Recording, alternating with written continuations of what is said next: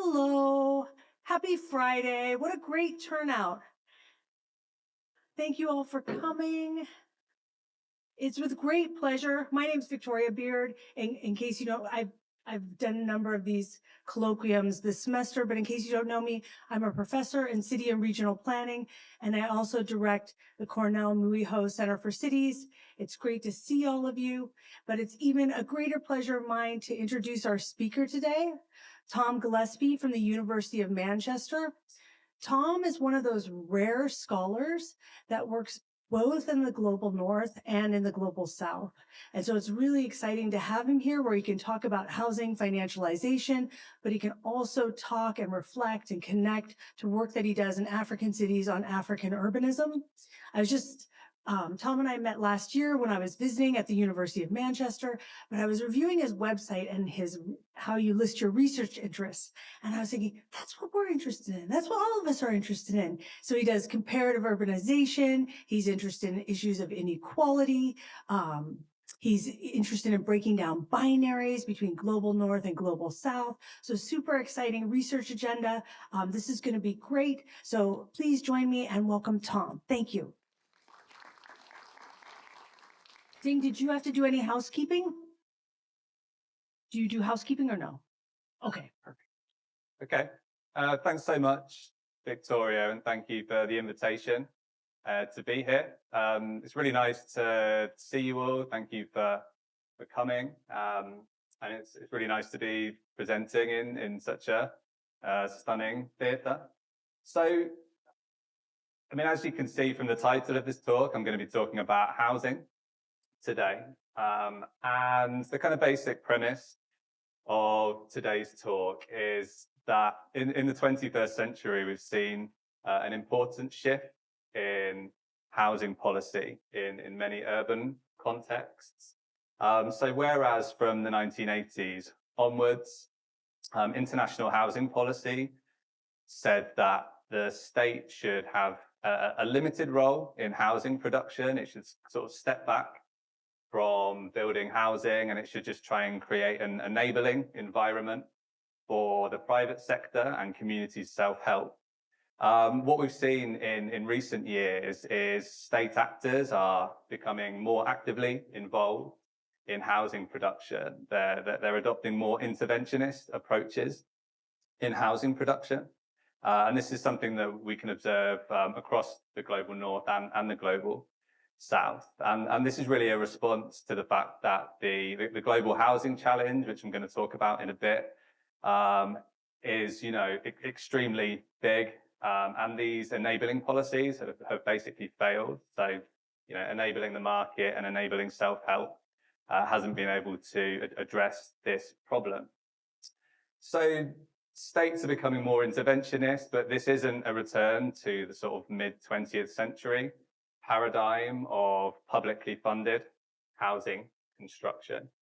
Instead, this state intervention is occurring in a context where housing and urban development in general are becoming increasingly financialized. I'm going to tell you what this means. I'm going to talk about this concept of financialization.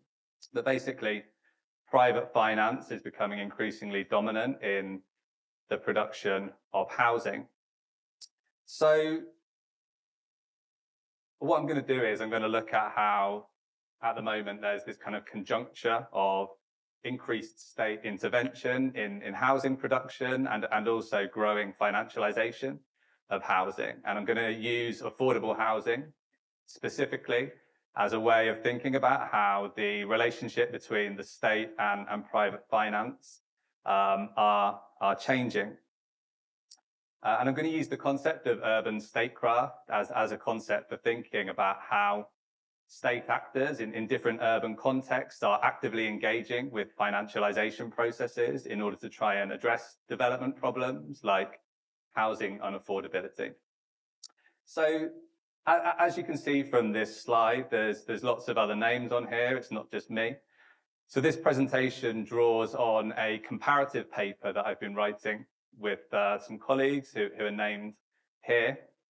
So this paper came out of a session at the Royal Geographical Society conference in London in 2023, where we got people together to try and think about the changing relationship between the state and private finance in relation to housing production. And we tried to do this thinking across the global north-south distinction. So out of this session, we started writing a paper together, and this paper basically compares what's going on in a number of cities. So we have Nairobi, Casablanca, and Shanghai in the global south. And then we have Paris, Salford, which is part of Greater Manchester, where I live, and Rome in the global north. So this paper is really trying to kind of think across this north-south distinction. Historically, research on housing has been quite compartmentalized between the global north and the global south. So one of the things we're trying to do is kind of disrupt that compartmentalization. That's a hard word to say, a bit. So what we do is we compare what's going on in these different cities, and we use this concept of statecraft to think about how state actors are engaging with financialization processes. And we've identified 3 dimensions across which state agency can be compared. So the first is state motivations for becoming more interventionist in housing production and the types of financial innovations that they engage in order to do this. The second is the types of risk that are produced by financialization processes and how these risks are kind of distributed unevenly across different social groups. And then the third dimension is whether and to what extent state actors try and kind of mitigate these risks by kind of creating barriers between financial markets and housing sectors. And basically, we argue that, even though there's this kind of general tendency towards state intervention and financialization, what we're seeing is basically a very uneven geography. Like what this looks like differs enormously between different urban contexts. And so, when you're looking at this, you need to be sensitive to things like political, economic contingency. So what I'm going to do today is basically illustrate this by talking about my own research on state-led affordable housing production in Nairobi. Okay, so here's the structure of the talk. So I'm going to begin by talking about this idea of the global housing challenge and how it's been framed in such a way in order to kind of lead state actors to take a particular approach to addressing this challenge. In particular, there's a kind of very narrow focus on the idea of housing deficits, which leads to a focus on basically trying to mass produce as many new housing units as possible. Then we're going to move on to look at academic debates around housing financialization, the role of the state in urban development. And I'm going to propose this concept of urban statecraft as a way of thinking about how these things kind of come together and how states try and engage with financialization processes. And then I'm going to try and ground all of this in a particular urban context. I'm going to talk about my ongoing research in Nairobi.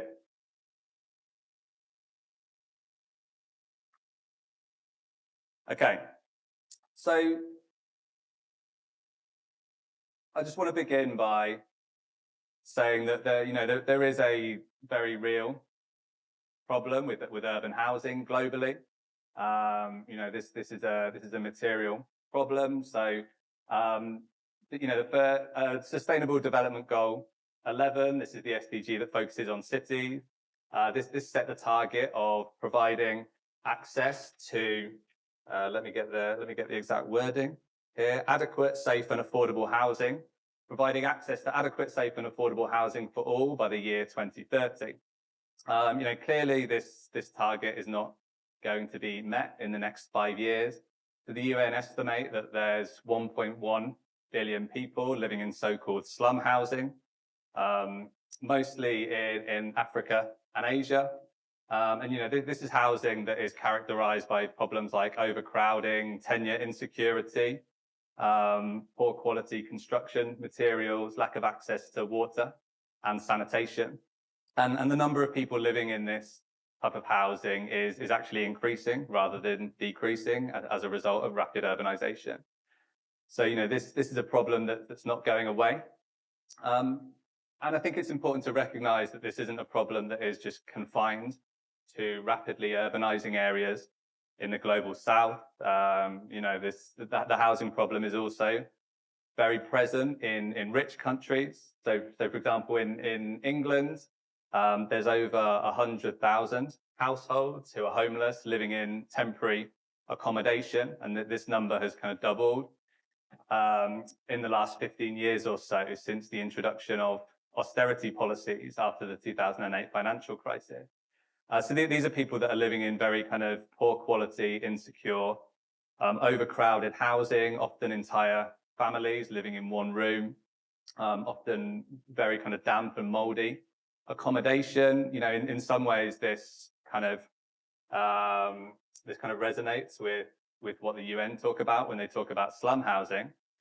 So, this is a problem that I argue kind of cuts across the global north-south distinction, even though it's clearly a lot more acute in the global south.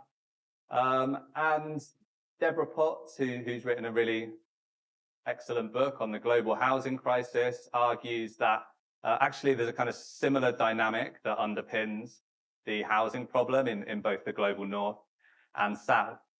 And that's the growing commodification of housing, and the fact that capitalist markets are unable to deliver, good quality, affordable housing to people on low incomes. So, this is a very real and significant problem, but this problem is also discursively framed in a particular way by powerful actors such as private consultancy organizations and multilateral development organizations. And this framing has led to state actors adopting a very kind of particular approach to addressing the housing problem. So these actors often talk about the global housing problem in terms of quantitative deficits of units. So, for example, McKinsey Global Institute, they wrote a very influential report in 2014, where they argued that globally there is a housing deficit of 440 million units. We also see this at the national scale as well. People talk about countries having national housing deficits. So, for example, Kenya, which I'm going to talk about, apparently has a housing deficit of 2 million units. And these deficits are explained in terms of the supply of new units being constrained. So basically, supply can't keep up with demand. And there's various explanations for this. Some people kind of blame the public sector. They say that things like planning and land delivery can't kind of keep up with the market. But the point is that there's a very kind of narrow focus on units and supply. And of course, this then leads to a very particular solution to this problem. So organizations like McKinsey argue that basically we need kind of mass construction of new housing units using industrial construction methods in order to try and address these housing deficits. So the focus is really on kind of scaling up industrial production of housing.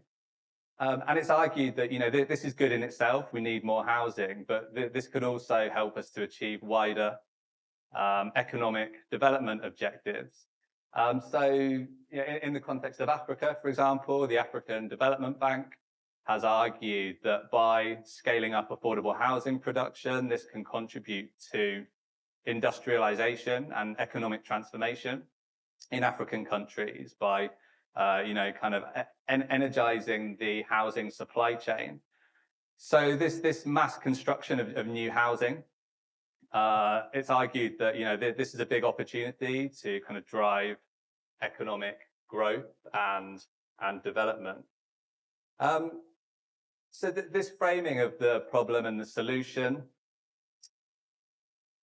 I think it's important to note that ideas that became popular in academia and civil society and international development institutions towards the end of the 20th century, ideas such as housing as a verb, housing as something that's kind of constructed incrementally by the people living in it. These kind of ideas that have encouraged participatory approaches to housing production. These ideas have become very kind of sidelined by this way of thinking about housing. This is all about kind of mass industrial construction of housing, and the people who live in this housing are just seen as kind of passive beneficiaries.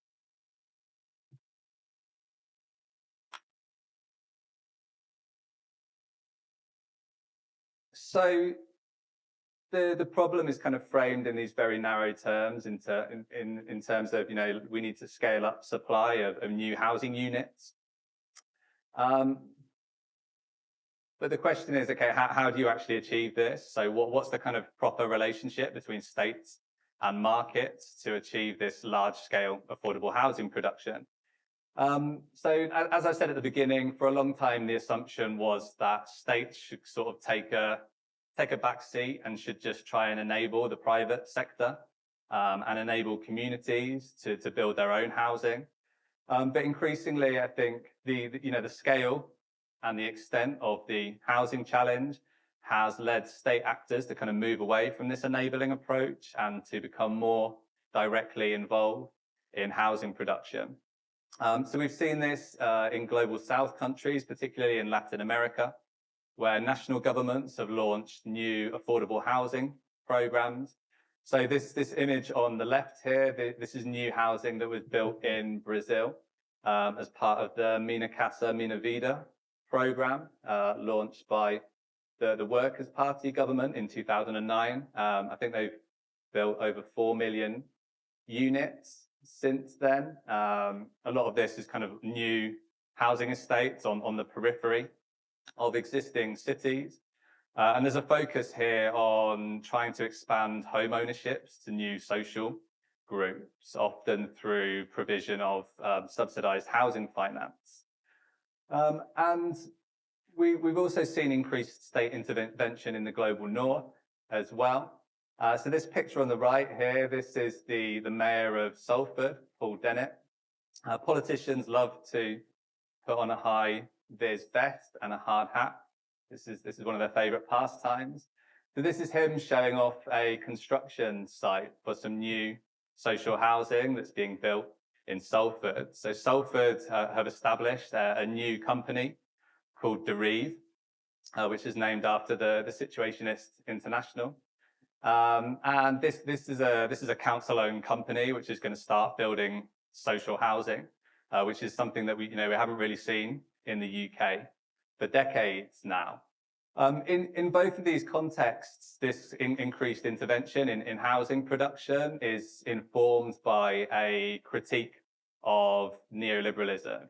It's quite consciously kind of turning away from the policy consensus of the end of the 20th century. So, the Minha Casa, Minha Vida program in Brazil, for example, this has to be understood as part of the pink tide in Latin America, where socialist governments, very explicitly decided to reject the Washington consensus and become, more kind of interventionist and redistributive. And then in the UK, Paul Dennett and Salford Council, this is part of a movement that's often referred to as radical municipalism, where local government very kind of deliberately distances itself from national neoliberal policies and tries to kind of forge a more progressive path.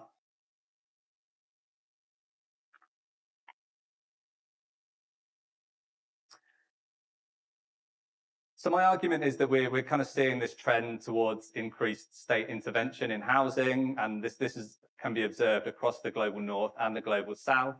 But I think it's really important to qualify this and say that this isn't a return to the kind of public housing construction that we saw after the Second World War. And that's because, housing in the 21st century is becoming increasingly financialized. So we need to kind of understand how increased state intervention is kind of occurring in conjunction with increased financialization. Okay. So financialization is one of these terms that is used a lot in the social sciences. And with all these kind of widely used concepts, there's always a danger that they become a bit kind of meaningless. So it's important to, explain what it is you exactly mean when you're talking about housing financialization. So I want to identify three kind of defining characteristics of housing financialization. So the first is that housing is becoming increasingly integrated with and also subordinate to financial markets. So probably the most kind of obvious way that this occurs is through the expansion of mortgage debt. And this is something that, we see across many countries where mortgage debt as a proportion of GDP has increased in the past few decades as people become increasingly dependent on private finance as a way of accessing housing. The second characteristic of housing financialization is that housing is turned into an asset. And by this, I mean something that rent can be extracted from. So housing is a rent-generating asset. I mean, we see this particularly clearly in institutional investors, things like pension funds, private equity funds, buying up lots of housing as a rental investment. So where I live in Manchester, in recent years, we've seen the construction of very large tower blocks of private rental accommodation, and often entire blocks are sold as a whole to institutional investors, which then use them as basically as like rent generating machines. So this is what we mean when we talk about assetization and rent extraction. And then finally, housing, basically as a result of those first two things, housing becomes increasingly kind of dictated by practices of speculation. And as a result, housing becomes increasingly subject to risk. And, probably the most obvious example of this is the packaging up of mortgages into financial assets called mortgage-backed securities, which are then traded globally on financial markets. Has everyone seen these two films? Okay. So these, if you want to understand housing financialization, then basically you have to watch these two films, and they go really well together. So The Big Short kind of helps us to understand the mechanisms of housing financialization, and 99 Homes helps us to understand the outcomes of housing financialization. So The Big Short is a film about, basically how did the 2008 financial crisis happen? It talks about how so-called subprime mortgages, so, mortgages that were lent to people on low incomes, who probably couldn't afford to pay them back, how these were packaged up into these mortgage-backed securities and then traded globally. And this created huge systemic risk. And then basically when it became clear that the mortgages in these securities were no good, that people were going to default on these mortgages, this blew a huge hole in the balance sheets of enormous banks, and these banks had to be bailed out to the tune of trillions of dollars by the public, by you and me. So that's The Big Short. That kind of helps us to understand, how did this happen? And then 99 Homes helps us to understand, okay, well, what happened in terms of risk? Like who eventually had to pay the cost of these risky practices of speculation? And this film follows a working man who basically has his house repossessed. He loses his home, and then it kind of follows what he has to do to try and get his home back, and I won't spoil what it is that he has to do. So these films go really well together. And one of the things that financialization researchers are really interested in is this question of risk. How is risk distributed unequally between different social groups? Who ultimately pays the price for speculation and risk? Okay, so that's my kind of very potted introduction to housing financialization. What does this mean for our understanding of the state in global urban development? If housing is increasingly becoming financialized, what is the role of the state in all of this? So I've got 3 different readings here that I think are particularly important if you're interested in this question. So the first is a paper by Daniela Gabor called The Wall Street Consensus. So this is a really influential paper. I think it was published 4 years ago, and it's already got 600 citations. So, these are the kind of citation numbers most of us can only dream of. And Gabor identifies a kind of new, what she argues is like a new paradigm of global development, characterized by financialization. And she argues that in this context of growing financialization, the role of state actors is to basically try and attract private finance to invest in infrastructure by de-risking these investments. So states, they basically try and remove the risk from private capital and basically put that risk onto the public. And they do this through things like subsidizing private investments to make them more profitable, doing things like guaranteeing demand for services so that there's basically no risk for the investor. So within this kind of paradigm of de-risking, the role of the state is very kind of constrained. It's basically just reduced to trying to kind of entice private finance to invest in things like affordable housing. Some people have argued, though, that this is a bit of a reductive account of state agency. States aren't just totally kind of dominated by the whims of private finance, particularly in light of the rise of China. We've actually seen a kind of growing trend towards increased state intervention and state-led development in recent decades. Governments are increasingly engaging in things like national development planning. They're engaging in things like industrial policy. And so people like Ilyas Alami, who's written about the kind of contemporary rise of state capitalism, they argue that, we can't just kind of reduce state agency to just basically trying to kind of subsidize and attract private finance. States they have more agency than this. They're able to kind of do things and use private finance in order to address development goals. So we need to kind of hold these 2 things in tension. The fact that on the one hand, private finance is becoming more powerful, but on the other hand, states are also becoming more interventionist. And I think the concept of statecraft is really useful, kind of bringing these 2 things together.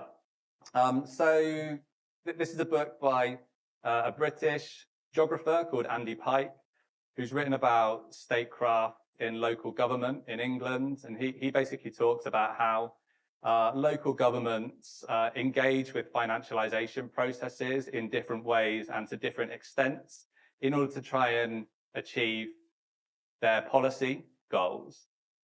This concept of statecraft, it's actually achieved quite kind of wide interests, not just in rich countries like the UK. So Fulong Wu has talked about statecraft in the context of China. Liza Rose Sorolia has talked about it in urban Africa.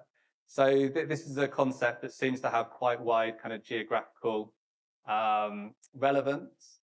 And basically, I'm going to use this concept today to think about how state actors try and engage with and harness, and also sometimes kind of push back on and resist financialization processes in different ways in order to achieve their development objectives.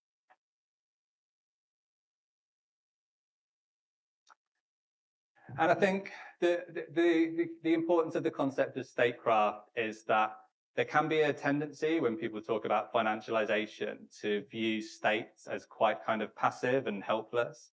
Financialization, people talk about this huge wall of money that just kind of floods into national housing sectors. And it's easy to think about governments as being quite passive in this process. Whereas I think the concept of statecraft is useful because it helps us to understand that, state actors are often active participants in financialization processes. Okay. So as I said at the beginning, we compared financialization and statecraft in the area of affordable housing production across 6 different cities, and we identified 3 dimensions across which state agency can be analysed and compared. So the first is state motivations and financial innovations. So we found that state actors are often trying to kind of wrestle with the fact that housing has a very kind of contradictory status. So on the one hand, it's increasingly a financial asset, which is used to generate rent.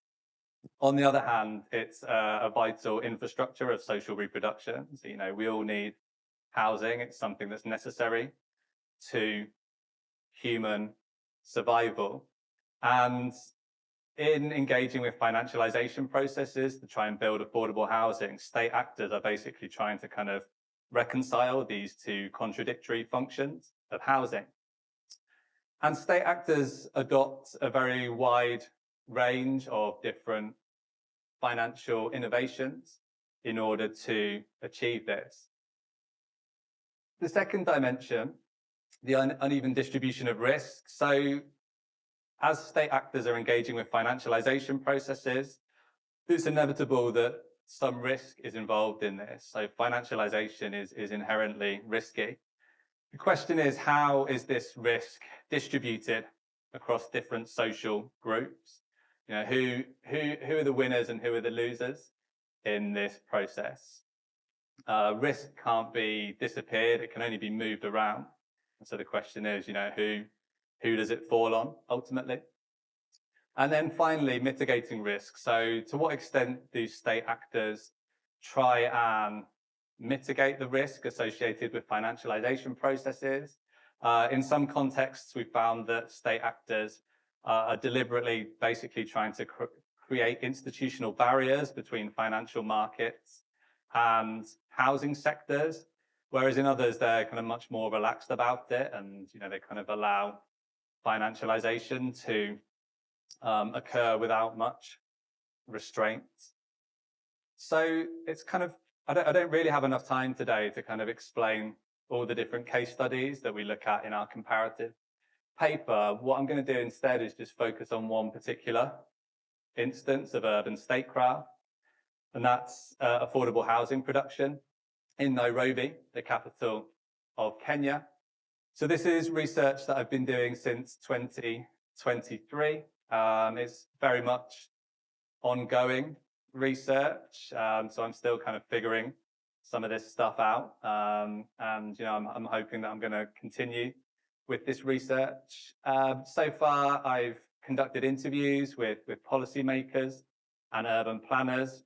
I've visited project sites where affordable housing is being built, and I've talked to residents who are being affected by affordable housing projects to understand their perspectives on it. And I've also analysed policy documents and media in Kenya. So first of all, I'm going to give you a bit of context. What is the housing situation in Nairobi? How does the housing challenge manifest in this particular city? Is anyone here familiar with Nairobi? Have you guys looked at this in your studies already? Yeah, okay. So I might cover some stuff that you're familiar with, but hopefully it's helpful to have this stuff reinforced a bit. So housing in Nairobi is basically dominated by private renting. 70% of the population live in a single room in rented accommodation. So this might be a shack in an informal settlement, or it might be a room in a high-rise tenement building, such as you can see in the middle here. So Nairobi has this very kind of distinctive built environment, which is characterized by these high-rise tenement buildings. And Marie Huxemeyer has referred to Nairobi as a tenement city, which she compares to Berlin in the 19th century. And by that, she means the city is kind of dominated by high-rise private rental accommodation. So the vast majority of people living in Nairobi live in overcrowded, poor quality, expensive private rental accommodation. I think only the top 5% of the population can get access to mortgage finance. So, home ownership is kind of a dream for the vast majority. Some people are able to kind of save up in order to build their own housing, but mortgage finance is really something that's just available to the elite. This book on the right-hand side by Mario Schmidt, this is interesting. This is an ethnography that he published last year, looking at the experiences of young men who moved to Nairobi to live in these high-rise tenements. And he talks about the kind of pressures and the difficulties of living in this environment.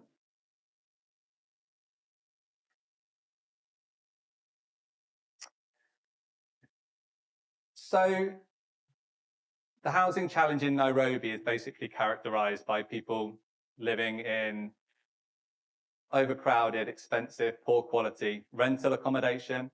And the government of Kenya wants to address this. It wants to basically expand the opportunity of home ownership to new social groups. And it's doing this in a context where the government has embraced national development planning. So as part of this tendency that I was talking about, where states are becoming more kind of interventionist and strategic. In 2008, the government launched something called Vision 2030. This is its national development strategy. And this basically sets out a kind of vision for how Kenya is going to become a middle income industrializing country. So since 2008, the government has primarily focused on transport infrastructure as the way it's going to achieve this. So a lot of money has been spent on roads, railways, ports, and the hope is that these big infrastructure projects will catalyze national economic transformation. But in recent years, it's also started to look at housing as a possible driver of industrialization and economic transformation. So in 2017, President Uhuru Kenyatta launched the National Affordable Housing Program, which is also referred to as Boma Yangu, my home in Swahili. And he said the government of Kenya was going to build 100,000 new housing units a year in order to address this national deficit of 2 million units. So remember I talked about this framing. It's all about units, deficits, mass production. This very much fits with that. Then President William Ruto was elected in 2022. And he not only said he was going to continue with the affordable housing program, he said he was going to scale it up and they were going to build 250,000 new units a year. So this is a policy approach that basically has kind of support across different political elites in Kenya. Another picture of a politician in high vis and a hard hat. Any excuse? So I'm going to talk a bit now about the kind of specific institutional and financial mechanisms that were adopted in order to achieve this goal. I mean, there's twin goals really. So on the one hand, the government wants to address the housing challenge by expanding home ownership to new groups, scaling up housing production.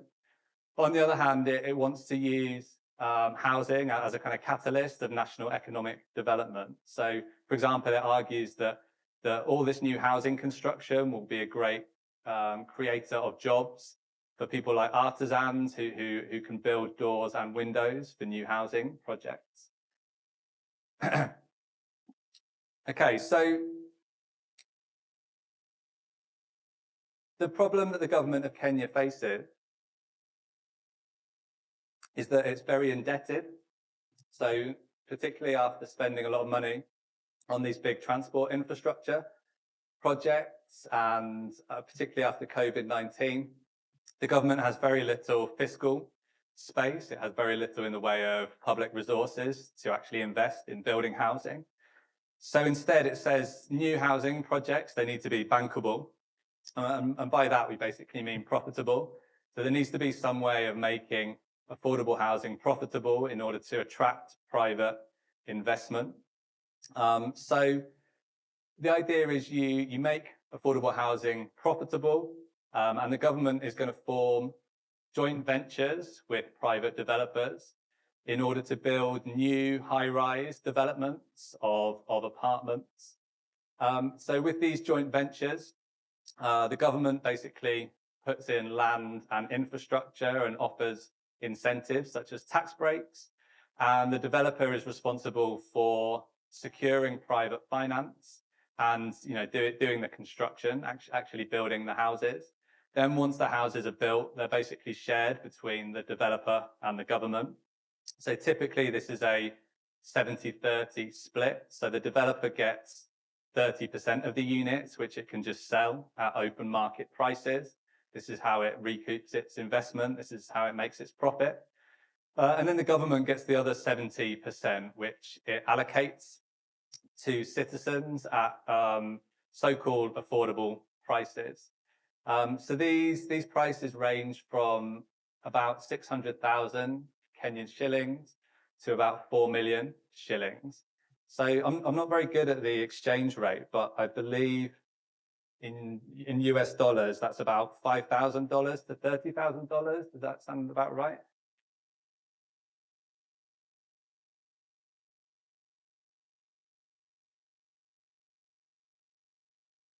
So this picture on the right-hand side here, this is actually the first project that was built under this joint venture model. So this is a project called Park Road in East Nairobi, where an old public housing estate that civil servants lived in was demolished.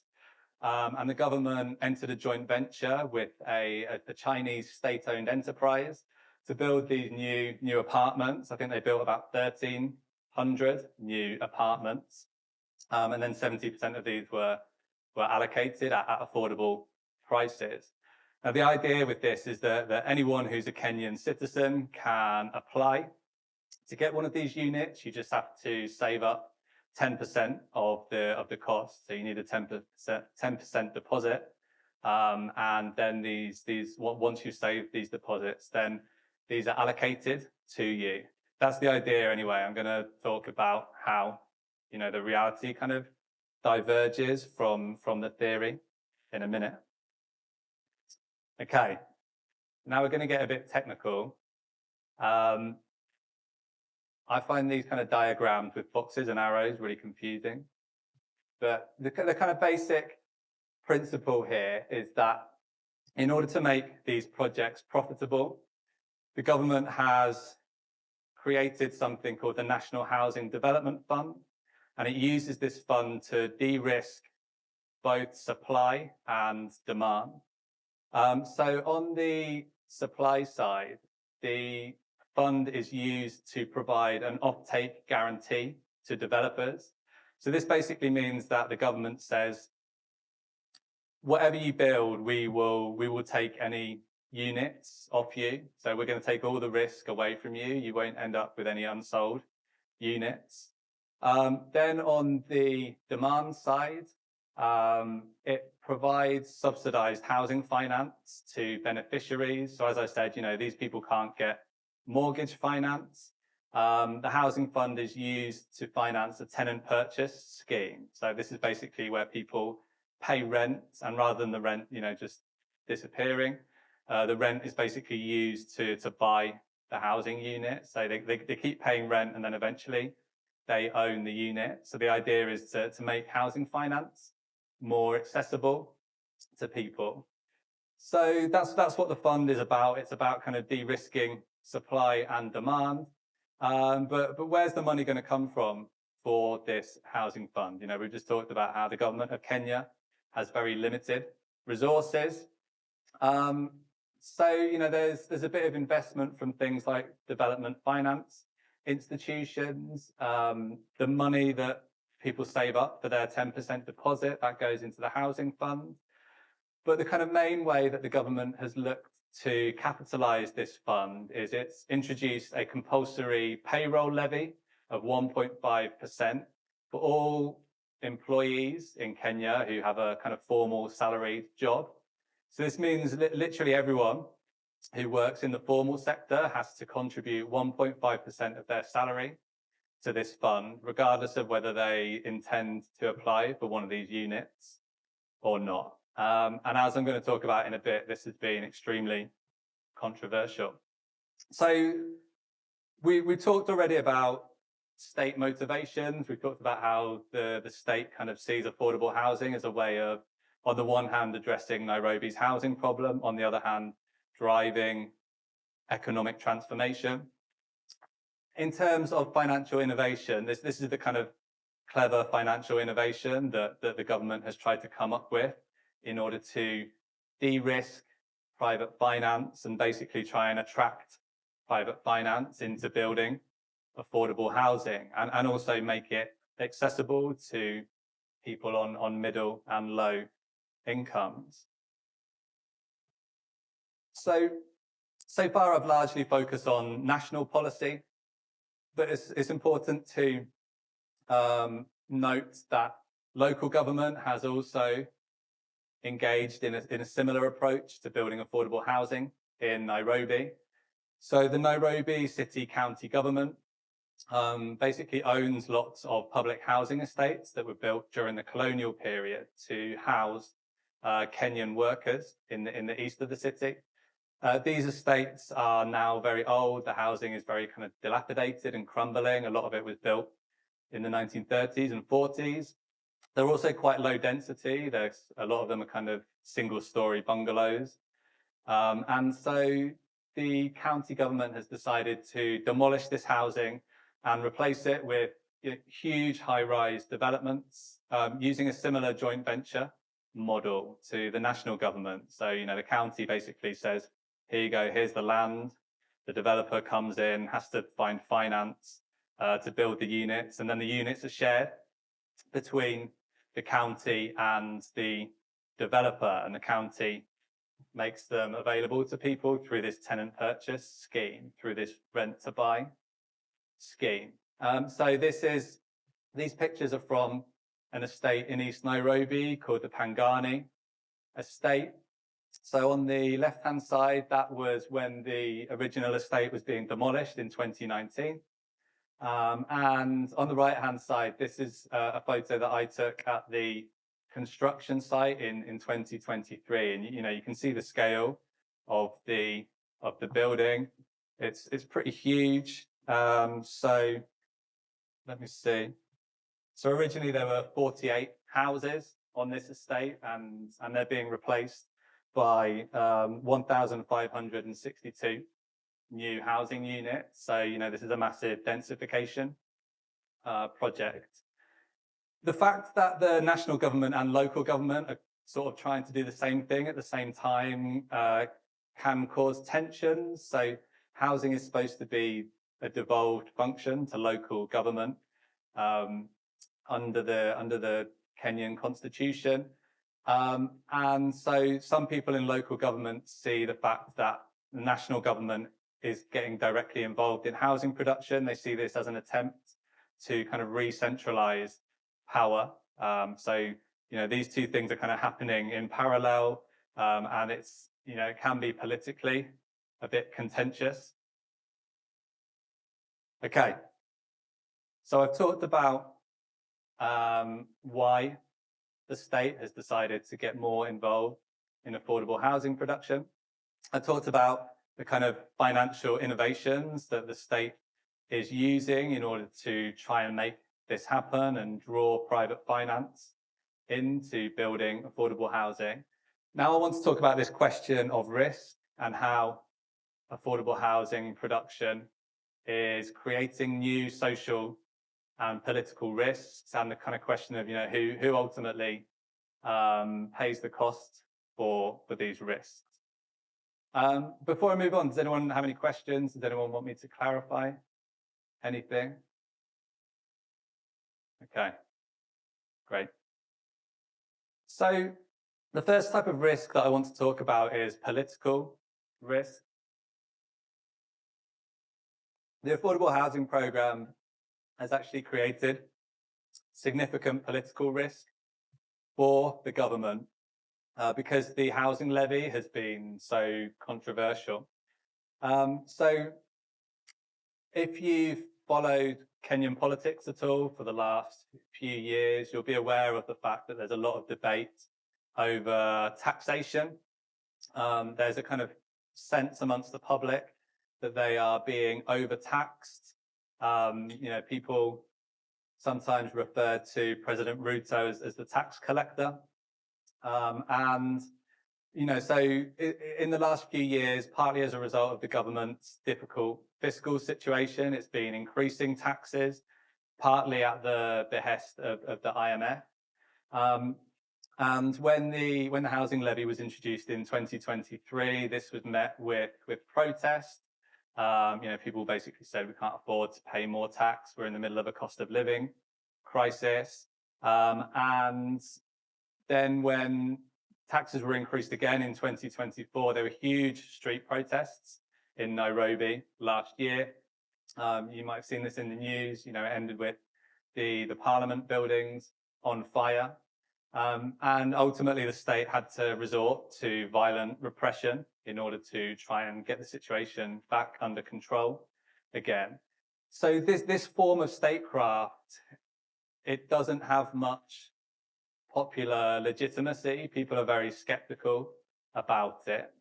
And this is basically because, people don't have much trust in the state. Historically, people view the state in Kenya as something that is used to enrich the political elite.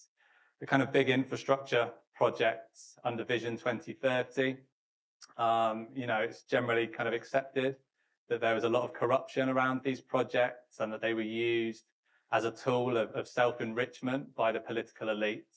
And I think there's a sense that the affordable housing program, people are worried that it's just going to be the same thing all over again. So one senior civil servant who I spoke to, who's involved in the affordable housing program, he said that President Ruto has gambled his second term and his legacy on this policy. So this is a kind of very risky political move for the government. The second type of risk I want to talk about is the risk associated with the assetization of land. So the government doesn't provide housing finance for developers. Developers are responsible for getting construction finance. This is difficult in Kenya. It often involves developers getting very high interest loans from banks. And one thing that developers have started doing is, particularly with these housing estates in East Nairobi, they started using the land. So this is land that was public land. They started using it as collateral for loans from banks. So this is a headline from a Kenyan newspaper talking about how the developer on one of these estates, the Gillespie estate, used the title deeds for that estate as collateral for a 1.9 billion shilling loan from the National Bank of Kenya. So because the government's kind of relying on private finance in order to build these things, developers are having to use what was public land as an asset to generate finance.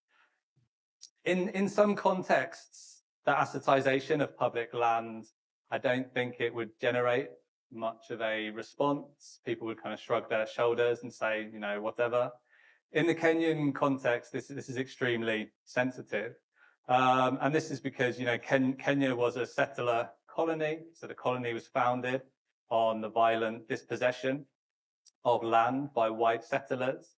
And then following independence, this kind of dispossession continued as the Kenyan political elite grabbed huge amounts of public land in order to enrich themselves. So land is really at the center of Kenyan politics, and people are very kind of anxious about land, and in particular public land. And so this, when it came out that developers were using public land as collateral for finance for these affordable housing projects, you know, this generated quite a lot of controversy. So one journalist writing in The Nation, you know, he wrote this kind of very strong condemnation of this, saying, under the pretext of affordable housing, historic sites and communal spaces are quietly slipping into private hands, disappearing into the coffers of profiteers and land speculators. So because of Kenya's history of land dispossession, this process of assetization is very kind of fraught, and people are very concerned about basically affordable housing being used as an excuse for further land grabbing. The third type of risk I want to talk about is the risk associated with the financial uncertainty around these projects, and in particular the risk of people being displaced from their housing estates as they're redeveloped. So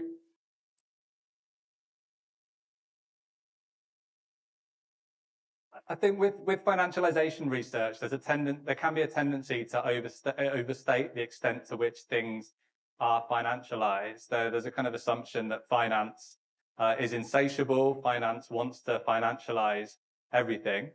But Nick Bernard has written a critique of this recently, where he argues that, you know, actually in practice, when states try and de-risk private finance, they're doing it in a way that's trying to anticipate what finance wants. But in practice, you know, this is very uncertain, and often private finance isn't really interested in investing in development projects, particularly in low-income countries. So he argues that, you know, often there's all this kind of attempt to de-risk finance, but finance isn't forthcoming. And this is something that we've seen with these redevelopment projects in Nairobi. So the Pangani estate redevelopment was originally scheduled to be completed in 2022, but the developer really struggled to secure financing for the project. So despite having all these subsidies, despite having, you know, public land, they still couldn't secure finance for construction. And as a result, the construction just ground to a halt for years, and it's still not complete at this point in time. So this kind of shows how, you know, financialization, people can try to de-risk private finance, but it's a very uncertain thing, and it might not come off, it might not come to fruition. And this is reflected in something that one of the officers at the county government said to me, where he said, you know, we've got all this land, but there's no finance. We can't get the finance. So this attempt to kind of bring land and finance together isn't working. So de-risking is uncertain, and it actually creates kind of new risks. In particular, it's created the risk of displacement for the people that are living on these estates that are being redeveloped. So both the Pangani and Jivanji estates, the initial housing was demolished. The people who were living there were moved off-site into private rental accommodation and told, basically, when the houses are finished, then you're welcome to come back. But the houses aren't finished, and so these people are kind of stuck in a state of limbo. They've got no idea when they're going to be able to return to their estate. And this is clearly a form of displacement. As a result of this, other estates that are being sized up for redevelopment, the people that are living on these estates are becoming very anxious. They are kind of living in this state of uncertainty, and they're sort of anticipating displacement themselves. They're really worried that they're going to be next, and the same thing is going to happen to them. So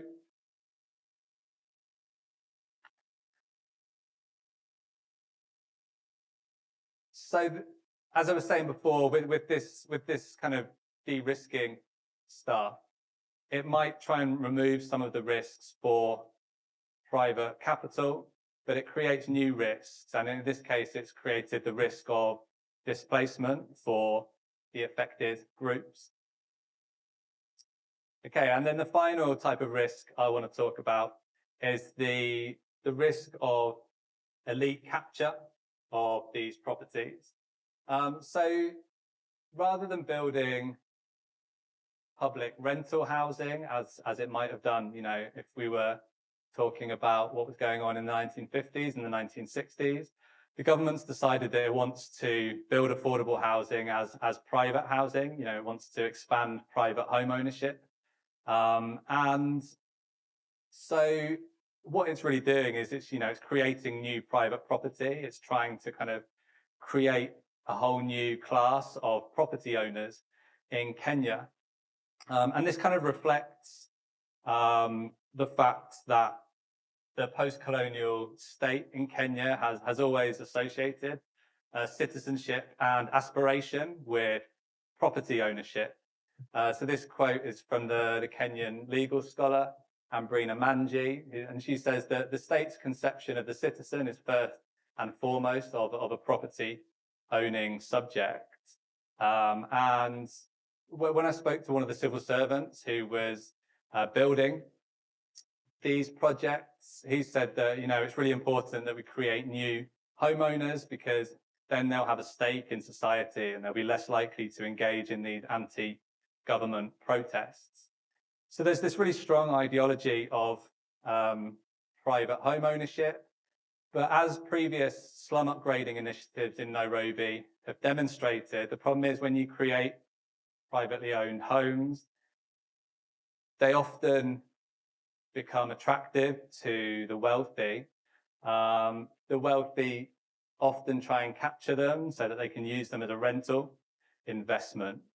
And this is something that we've seen in the Park Road project. So in theory, these houses should have been basically allocated on a first come, first served basis to anyone who applied, as long as they had an income below the threshold of 150,000 Kenya shillings a year. But the idea was to kind of limit this to middle and lower income people. But in practice, this was kind of disregarded for this project. The units were offered to civil servants first before anyone else. And a lot of these units have subsequently appeared on Airbnb. So this is an advert for one of these affordable housing units on Airbnb, which suggests that, a lot of these units were probably acquired by people who already owned a home and they've acquired them as a rental investment. So the risk here is that rather than expanding home ownership to new groups, you basically just create opportunities for landlordism, for rentiership amongst people who are already property owners. Okay, I think I'm more or less out of time. As I said, this is still work in progress. I'm still kind of thinking about this. So just a kind of few thoughts that I wanted to conclude with.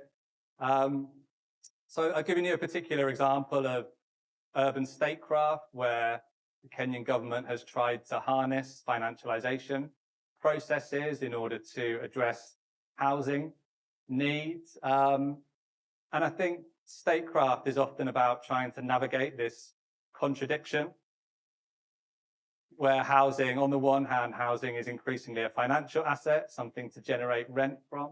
But on the other hand, it's an infrastructure of social reproduction. It's something that we all need to survive. And statecraft, I think, is really kind of grappling with this contradiction. Statecraft is always going to be shaped by the particular context within which it occurs. So we need to kind of understand how political economic contingency shapes whether statecraft is successful or not. I've talked a bit about these contingencies in Kenya and how things like colonial legacies, histories of settler colonialism and land grabbing, how this has kind of shaped how people respond to this type of statecraft and whether this statecraft can kind of command popular legitimacy or not. And then finally, I talked about how the state can try and de-risk private finance. Sometimes it might be successful, sometimes it might not be successful. But either way, engaging with these financialization processes, it always creates new social and political risks. And ultimately, the question is who do these risks fall on? Who pays the cost for this? And this comes down to questions of power, I think. Okay. Thanks very much for listening. So I'd be really interested to hear what you guys think about this. Maybe this resonates with some of the urban contexts you've been studying. Maybe it doesn't. Maybe you have kind of counter examples and you want to kind of push back against what I'm saying. So yeah, over to you guys.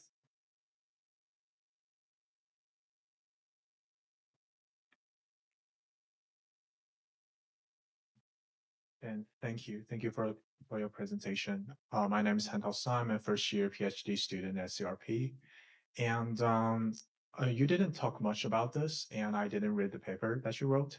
So I do have some questions regarding the clarification of the theoretical initiative of this paper, which is comparative urbanism, because sounds like this paper is a case study of 6 cities across the global north and south. And you talk about the uneven distribution of risks across social groups within one city. But I do wonder, what about the distributions of unevenness across spaces? How does this joint project, which is a pretty big project comprising of 12 scholars, contribute to a more systematic understanding of the uneven geography of housing landscape, which continue, to define center and periphery historically, and how was that spatial hierarchy constructed? And based on that, I guess my bigger question regarding this comparative urbanist project is that considering the claim that you made at the very start of the project, which is to try to blur the dualism between global north and south, what is left there after you do this? Is that what is left there, a bunch of almost like a World Bank style case studies of the parallel of different cities? Do you think is there still any room for a more holistic and structuralist studies of cities across geographies? Thank you. Right, thank you. Can you hear me? I'm not sure if the microphone's working. Oh. So yeah, I mean that's a really interesting question. Something I didn't really have time to talk about in this presentation, but that we talk about more in the written paper is the idea of conjunctural analysis, which is quite trendy in geography at the moment. I think Jamie Peck referred to it as hipster analysis. But it's basically the idea that we need to kind of understand how general tendencies and processes interact with particular contingencies. So, I mentioned a bit about, thinking about contingency, I think this is an idea that's really come out of kind of ongoing debates in geography and urban studies between Marxist and post-colonial approaches. So that, the Marxists tend to argue more for generalization, whereas the post-colonialists have tended to place greater emphasis on, contextual difference. And I think the idea of conjunctural analysis, my understanding is that this is a way of sort of synthesizing these two approaches together, and kind of balancing the general with the particular. So, I mean, one of the things we talk about in the comparative paper is that statecraft is a useful concept for sort of navigating the general and the particular. So on the one hand, you have these tendencies of the increased financialization of housing, and increased state intervention in urban development, but we really don't want to kind of flatten things geographically. We don't want to say that, everything is the same everywhere, and that we don't need to worry about global north and south anymore. We don't need to worry about core and periphery anymore, because, we don't believe that that is useful. So we argue in the paper that in order to understand how how basically these kind of general tendencies land in particular urban spaces, we need to understand how sort of the local political economic situation shapes this. So, for example, we talk about the case of Shanghai and how the national government in China became quite anxious about housing commodification and financialization. They saw speculation as a threat to social stability. So they decided that they were going to become more kind of, they were going to step in basically and tell local governments that they had to produce more affordable housing in order to try and basically achieve a better balance between these dual functions of housing that I was talking about. And so Fu Longwu and his colleagues have talked about this as a form of statecraft called state entrepreneurialism, where the national government is basically able to kind of prioritize policy objectives over capital accumulation. And that is a very kind of particular thing. What the national government can do in China is very different to the case of Paris that we also looked at, where the national government attempted to do something similar. It basically tried to instruct local government to build more affordable housing, and local government basically said, "Get lost, we're not interested." Because the political economy is so different in Paris, the national government wasn't really able to kind of exert its will over local government to the same extent. So what we argue is that we need to kind of understand these general trends in relation to quite a kind of situated analysis, which understands political economy in different contexts. But I mean, what we don't really find is that there are kind of general trends that can be mapped onto north and south and core periphery. I mean, in particular with the Paris and Shanghai comparison, it actually seems that statecraft is much more effective in a so-called southern context than a northern context. So I think ultimately our comparison kind of problematizes any simple geographical binary between north and south. I hope that answers your question. Thank you.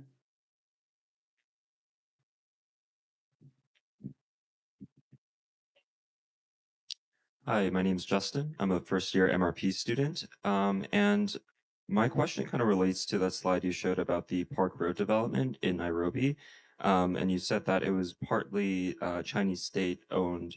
A Chinese state-owned enterprise had a stake in this project. So my question is, in your opinion, what are some of the risks or benefits that could be involved in China's involvement in affordable housing development in Nairobi? And how does it relate to your understanding of foreign statecraft intervention in Nairobi? Thank you. Yeah, great question. So, I mean, from the kind of Kenyan perspective, obviously a big advantage of Chinese state capital partnering with them is that, that is a viable source of finance. Securing financing for these project problems, has been really challenging, as we saw with the Pangani estate project. And so the fact that, state capital from China can finance these projects, that's something that's appealing to the Kenyan government. But there's kind of political risks involved in this as well. So in Kenya, as in I think other African contexts, there are debates about the role of China, whether China is a kind of partner or whether China is a kind of new colonizing force or not. And so, yeah, it's not a risk-free thing at all. It kind of can add to the fact that this statecraft carries political risk for the government of Kenya. And I think in other projects, they've tended to partner with Kenyan developers, partly as a response to that risk. But then the Kenyan developers really struggle to get access to finance. So, constant trade-offs are involved.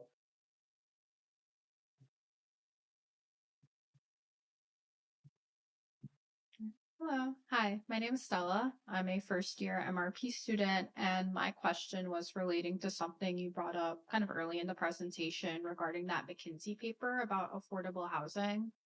And I guess like the role of the private sector, especially consulting firms, in defining the problem space.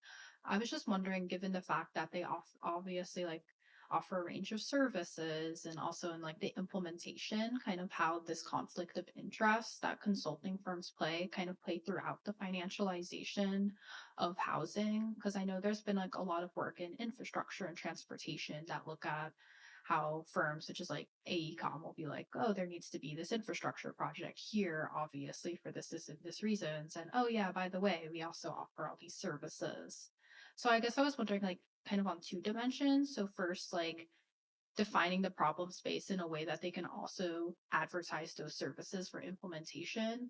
And then also given the fact that a lot of these firms are all like advising like private developers or like private equity firms that will be buying up housing stock. Yeah, I mean, that's such an interesting question. I mean, I think in my answer, I'm going to distinguish between kind of thinking about capital in general, kind of capital in aggregate terms. And if you think about McKinsey as kind of part of that, they're obviously framing the problem and the solution in a way that is good for capital, saying, guess what, we need to build loads of new housing. It's not enough to upgrade existing housing. It's not enough to make better use of existing housing stock. We need huge construction programs.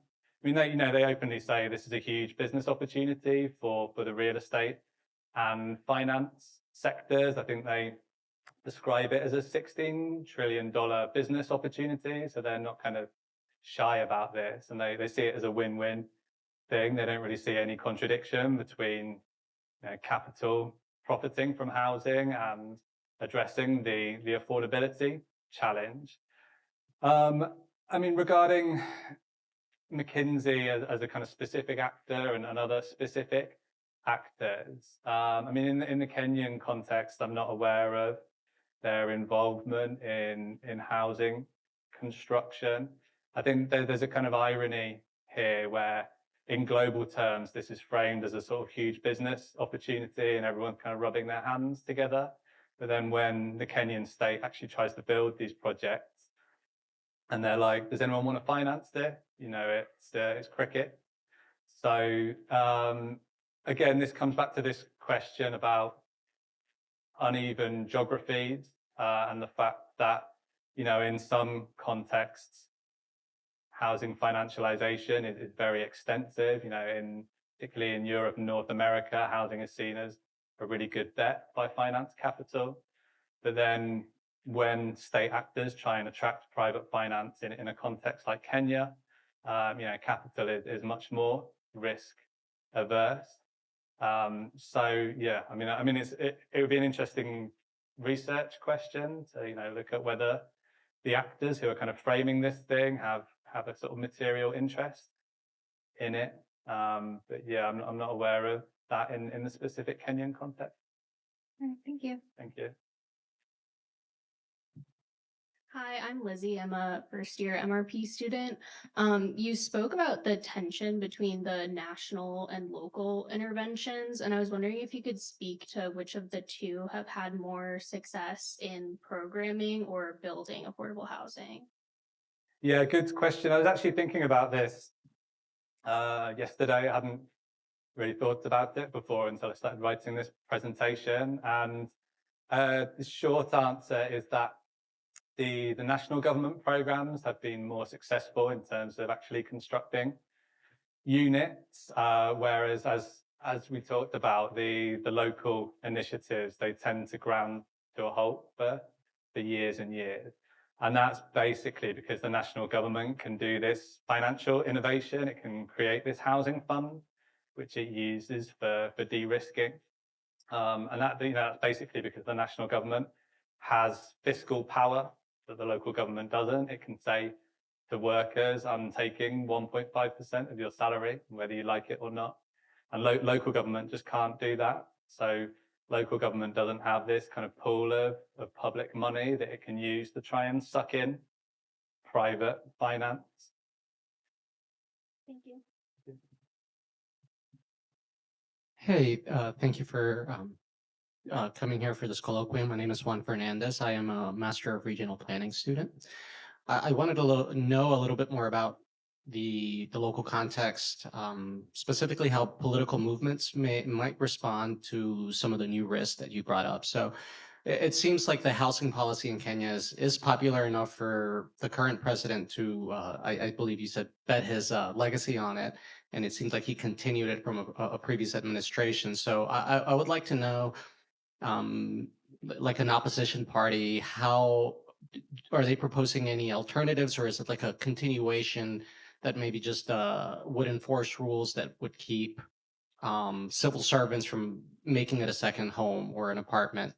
And a question that could also go with that is, you mentioned that the Parisian government, when brought a similar financing mechanism, said no. Do they have another alternative for increasing the housing supply? And yeah, I'd love to know those contexts. Okay, great, thank you. Yeah, so I mean, in terms of the Kenya context, I mean, there seems to be a kind of consensus between different political elites that this is broadly a good thing, and that the housing levy is necessary in order to finance this. I mean, they can kind of afford to alienate formal sector workers who are contributing to this, because they represent a minority of the population. The vast majority of the population work in the informal sector, and so won't be contributing to the housing fund. The issue with the housing fund is more that it's just kind of contributing to a sort of general narrative about people being overtaxed in Kenya. But there's other taxes that have a much kind of more direct effect on the entire population, such as increased taxes on consumption, things like food and fuel. In terms of movement, this is a really important question. So far, this has been a very top-down initiative. The government has done very little to engage with civil society. It's done very little to kind of involve people in this in a participatory way. There's loads of really great participatory urban development stuff going on in Nairobi. Victoria and Smith, who are here today, have worked on this. I think you guys have probably heard about some of this stuff already.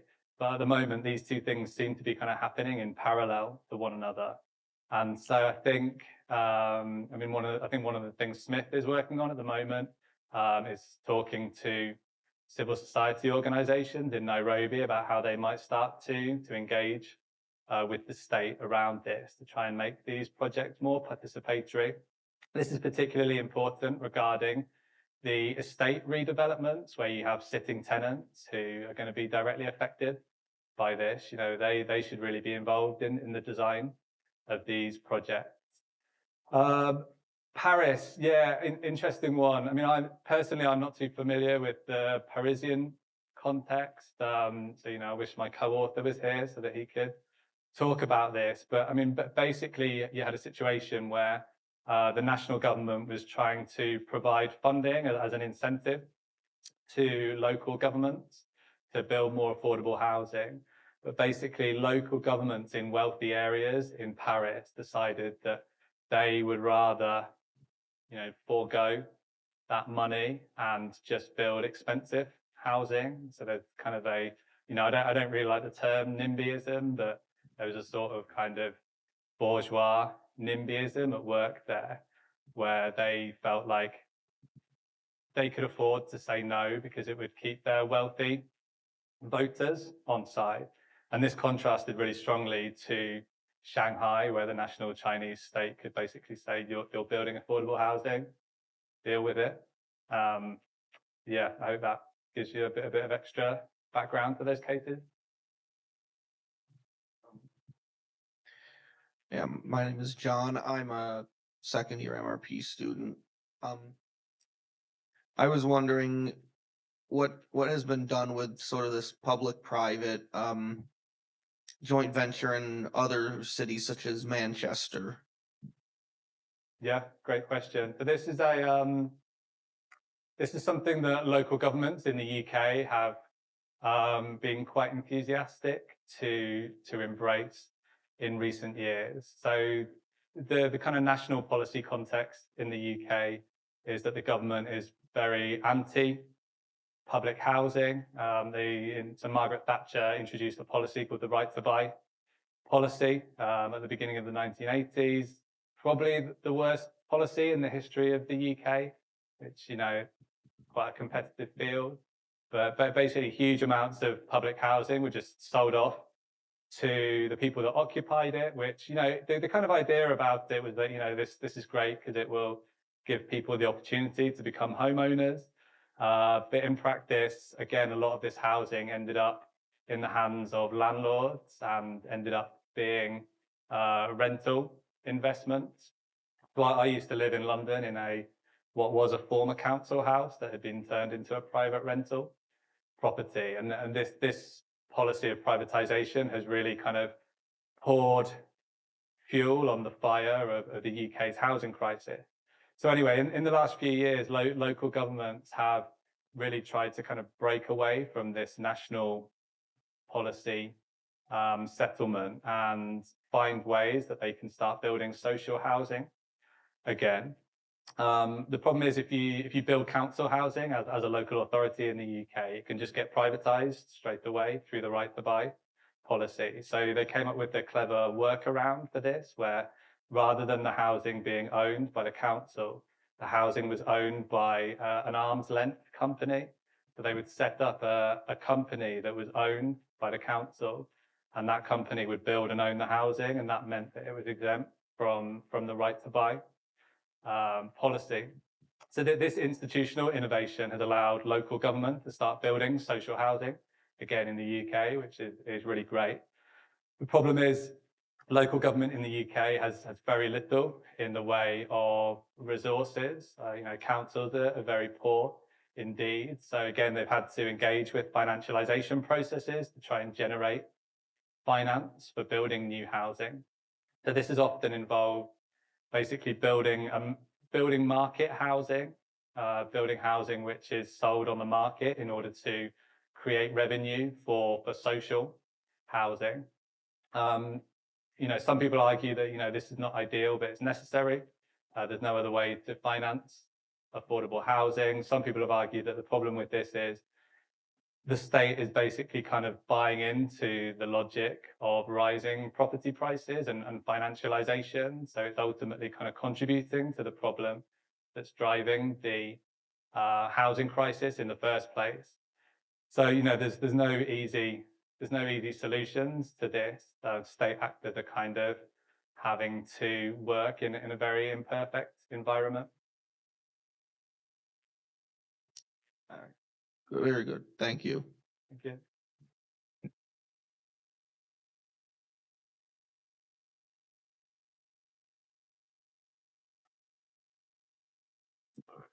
Oh, you're going to hit that top corner after me. They've been up for a while.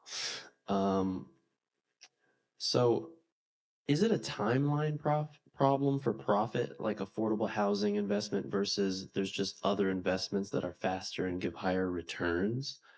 Because right, we're speaking in these terms of like, we're eliminating risk. We're saying it's proof of concept, like we can set up the housing, it'll be government owned. Eventually the people living in there, the rent will go towards them just owning the property by the end.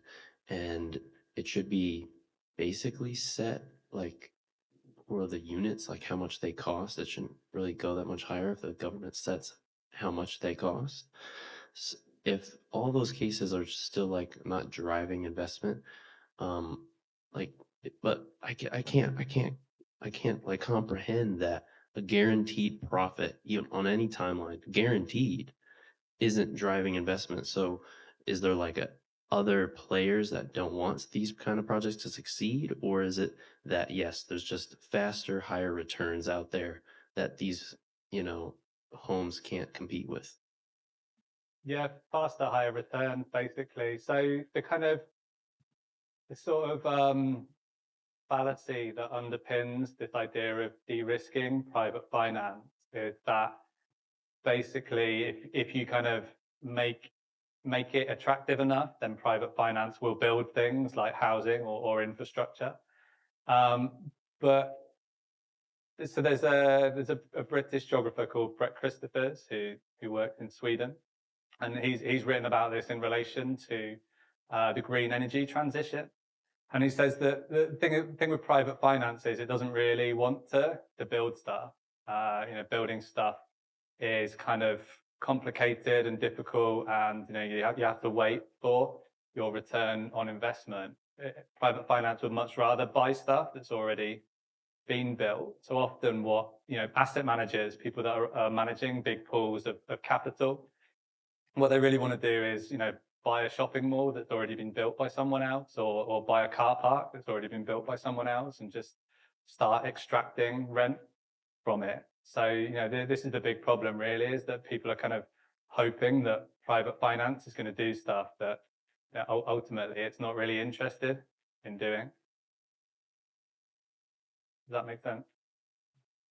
Okay. Thanks, Tom. So it's me, Victoria, again with my question.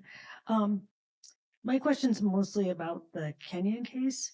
So just thinking about the beginning of your talk, and that there is, let's just say we all accept that there is a real housing shortage, a housing crisis. And I heard a lot about this new tax, this 1.5 that was being levied when I was in Nairobi, and how upset people were about it. But in a way, when I think about it, I think the problem with this is the framing of it as affordable housing. Because I also heard a lot about that, like, oh, we're going to pay this 1.5 tax, but they're going to build this new housing. It's not going to be, and I'm hearing this from SDI, so it is colored in a certain way, but it's not going to be affordable for the poor. And so I was thinking about this, and I was talking to colleagues at SDI, and I was saying, probably the most affordable way to provide housing to the urban poor in the Nairobi context is upgrading informal settlements. So I sort of feel like, oh, this 1.5, it's being levied on the formal workers. So they're this kind of rising middle class. And in the US, we have this problem of the missing middle class and trying to find housing, even housing stock, let alone affordable, just the supply issue. So I wondered if it was just framed as, okay, this fund, which is being levied on this rising middle class, is essentially funding middle class housing. Like, it's bad that some of it's ending up on Airbnb. And I was just thinking about this response to the tax. In most global South countries, people pay very low. There's very low tax collection. I don't know what it is in Kenya, but it usually compared to the global north, it's extremely low. And so it just seems kind of reasonable to me anyway, so I was just thinking about that, and I was talking to a colleague about urban finance the other day, and he was just underscoring the part that you also brought up. If there's corruption and it's fine if people are fine to pay taxes and people are willing to do it if they think they get something for it. And so it's like this issue of corruption and trust. And that is probably maybe more of the issue than, oh, the 1.5 is unreasonable and there probably needs to be more middle class housing. For me, when I was listening, I was just thinking, it's probably more the issue that people resent having to pay their taxes when they're unconvinced that it's not going to be like fettered away or something like this. So I don't know. It's just, I'm not quite sure where my question is in this, but I was just thinking about that framing of affordable. That's, I feel like what, at least the SDI people I was talking to, that sort of seemed like like I was all, like that one diagram you showed us that I think the reference was from, like it was an acronym, it was the GOC. So I'm sure that was the government of Kenya one, where it showed like the money going in and how the risk, like that. I was like, wow, that's kind of a clever scheme. Like I don't see anything wrong with how that money's coming into a pool and they're taking risk away from these different actors. And especially when you show me another housing project where they're trying to build it, it took years and it's not succeeding. I'm sort of thinking that fund's kind of needed. And this is kind of a clever mechanism. So I was trying to figure out, and the tax seems kind of progressive. So I guess I was trying to find the problem in it in some ways. Maybe that's my question. What do you think the problem is with this scheme? So, I mean, I think it's great that the state is getting more involved in housing production. I don't think you can leave it to the market. And, as you said, if they're taxing middle income people to build middle income housing, maybe that's okay. Middle income people need somewhere to live as well. And if, this gets them out of overcrowded tenement buildings into, somewhere that they own as an asset, that's quite nice. I think, so the concept of affordable housing is kind of meaningless. Affordable housing can mean anything. I think in the UK, it can mean housing that costs up to 80% of the market rate, which is completely unaffordable for most people. So, maybe if they called it middle class housing, then that would be kind of more transparent.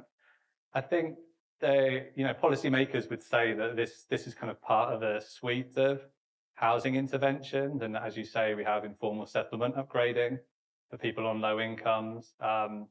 The county governments are also planning to build some social housing on these new estates, as well as the tenant purchase housing. And there's a recognition there that not everyone can afford to buy housing. You have to have at least some social rental housing for people on the lowest income. So I think this is fine as part of a kind of broader range of interventions. But I think you kind of answered your own question a bit, where you said that the real issue here is the lack of trust in the Kenyan state. So I had no, it wasn't an interview. I just had an informal conversation with someone in Nairobi who worked as a kind of lab technician in a university there, and so he was going to start paying this housing levy.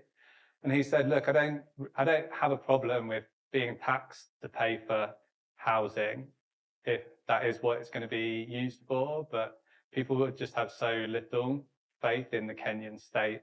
There's like a real sense that the state basically just exists as a tool to enrich the elite."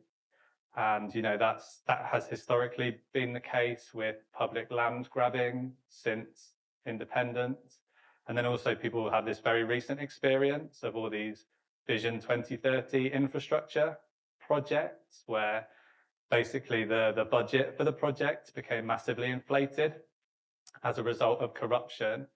And then the government of Kenya becomes hugely indebted as a result of these expensive projects. And then you get austerity and you get tax increases for ordinary people. So it's kind of a problem of legitimacy, really, and trying to build trust and legitimacy for this kind of statecraft. And I hope that it's successful and that they are able to kind of build trust with the public, because I do think that there's a genuine attempt here to kind of wrestle with the housing crisis and find a policy solution to it. But yeah, some of the stuff I learned about how they weren't really following the process when it came to allocation of units and how these units were obviously ending up on Airbnb. Yeah, I don't know how it's going to end up. I'm trying to be optimistic. Yeah, well, there's quite a few units on Airbnb, so a few bad apples. Hello, hi. Thank you for your talk. I'm Mansi. I'm a second year. I wanted to ask about if there are any incentives from the private lending sector for first home buyers that you have seen in Kenya, particularly in the global southern sort of a. And also another question about, I think you mentioned mortgage-backed securities, and I wanted to know if they help sort of are aiding developers pull in some equity for construction in Kenya or any kind of other case studies that you have seen in the global south. Yeah, great, thank you. Yeah, I mean, in terms of mortgage-backed securities, the Kenyan government has talked about using securitization as a way of generating finance for the National Housing Fund. I don't think they've made progress with that yet, but I mean, maybe as more people get allocated housing and you know, there's more people with mortgages on these properties, then that might become a viable thing. So that's kind of one to watch. I mean, in terms of lending and financing for housing, you know, formal housing finance is kind of non-existent in Kenya, really. You know, like I said, it's only 5% who can get what we would recognize as a mortgage from a bank. So most people, if you're lucky enough to be able to become a homeowner, it's normally through saving up, buying a plot of land and then building your own house incrementally.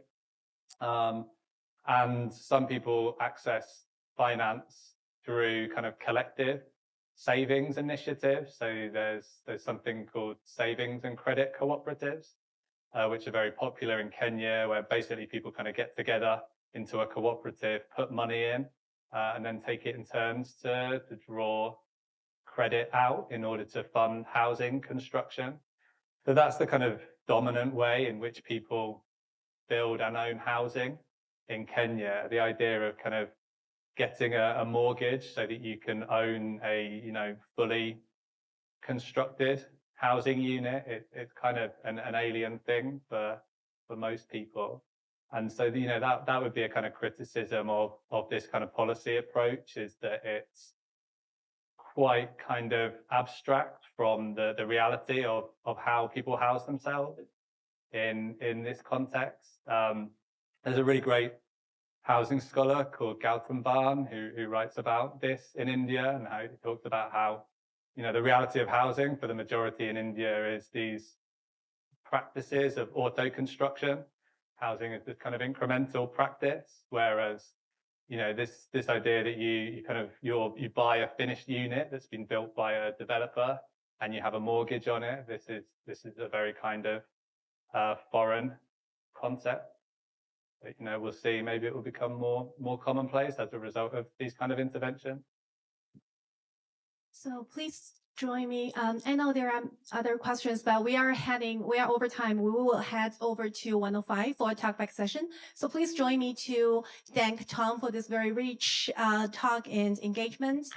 And please also join us in 105 for an informal chat with Tom. Thank you.